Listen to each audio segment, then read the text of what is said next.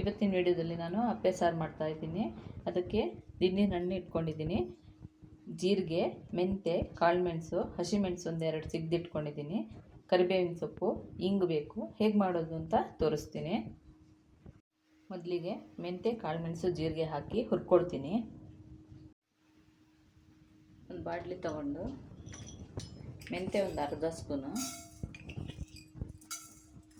ಜೀರಿಗೆ 1 ಸ್ಪೂನಷ್ಟು, ಕಾಳುಮೆಣಸು ಒಂದು ಅರ್ಧ ಸ್ಪೂನ್ ಹಾಕಿ ಹುರ್ಕೊಳ್ತೀನಿ. ಎಣ್ಣೆ ಹಾಕೋದು ಬೇಡ, ಡ್ರೈ ಆಗಿ ಹುರ್ಕೊಳ್ಬೇಕು.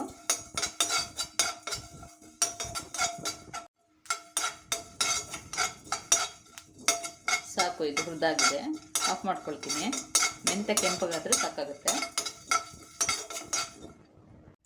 ಇದನ್ನು ಪುಡಿ ಮಾಡ್ಕೊಳ್ತೀನಿ. ಒಂದು ಪಾತ್ರೆ ತಗೊಂಡು ತೆಂಗಿನ ಎಣ್ಣೆ ಹಾಕ್ಕೊಳ್ತೀನಿ 1 ಸ್ಪೂನು.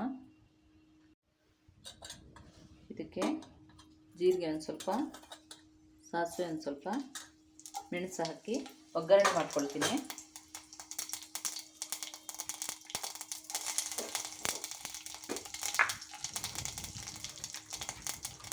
ಈ ಸಾರಿಗೆ ಮೇಯ್ನಾಗಿ ಹಿಂಗೆ ತುಂಬ ಮುಖ್ಯ.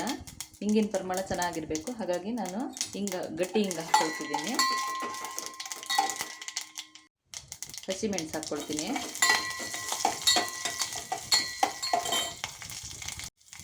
ಒಂದು ಲೋಟದಷ್ಟು ನೀರು ಹಾಕ್ಕೊಳ್ತಿದ್ದೀನಿ. ಎಷ್ಟು ಬೇಕು ಅಷ್ಟು ನೋಡಿ ಹಾಕ್ಕೊಳ್ಬೋದು ನೀರು. ನಾನು ಸ್ವಲ್ಪ ಮಾಡ್ತಾಯಿದ್ದೀನಿ, ಹಾಗಾಗಿ 1 ಲೋಟ ನೀರು ಹಾಕ್ಕೊಳ್ತಿದ್ದೀನಿ. ರುಚಿಗೆ ಬೇಕಾಗೋಷ್ಟು ಉಪ್ಪು ಹಾಕ್ಕೊಳ್ತೀನಿ. ದಿಣ್ಣಿನ ಹಣ್ಣನ್ನು ಸಿಪ್ಪೆ ತೆಗೆದು ರಸ ಹಿಂಡ್ಕೊಳ್ತಾ ಇದ್ದೀನಿ.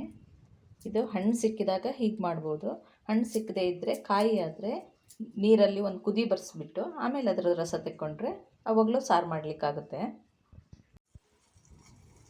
ಕುದಿ ಬರ್ತಾಯಿದೆ. ಈಗ ಮೆಂತೆ, ಜೀರಿಗೆ, ಕಾಳುಮೆಣಸು ಪುಡಿ ಮಾಡಿದ್ನಲ್ಲ, ಅದನ್ನೊಂದು ಸ್ಪೂನಷ್ಟು ಹಾಕ್ಕೊಳ್ತೀನಿ. ನನ್ನ ಹತ್ರ ಪುಡಿ ಮಾಡಿದ್ದೇ ಇತ್ತು, ಅದನ್ನೇ ಹಾಕ್ತಾಯಿದ್ದೀನಿ.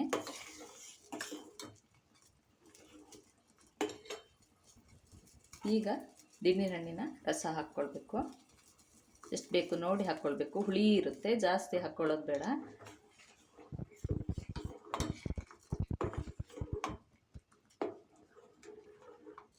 ಇದೊಂದು ಕುದಿ ಬಂದರೆ ದಿಣ್ಣಿನ ಹಣ್ಣಿನ ಸಾರು ಅಂದರೆ ಅಪ್ಪೆ ಸಾರು ರೆಡಿ ಆಯಿತು. ಮದುವೆ ಮನೆ ಫಂಕ್ಷನ್ಗಳಲ್ಲೆಲ್ಲ ಅಪ್ಪೆ ಸಾರು ಅಂಥೇಳಿ ಕುಡಿಲಿಕ್ಕೆ ಕೊಡ್ತಾರಲ್ಲ, ಅದು ಇದೇನೆ. ಇದನ್ನು ಅನ್ನಕ್ಕೆ ಕಲಿಸ್ಕೊಳ್ತೀವಿ ಅಂದರೆ ಕಾಯಿ ಹಾಲು ಹಾಕಿ ಮಾಡಿಕೊಂಡ್ರೆ ಅನ್ನಕ್ಕೆ ಕಲಿಸ್ಕೊಳ್ಳೋಕ್ಕೂ ಆಗುತ್ತೆ.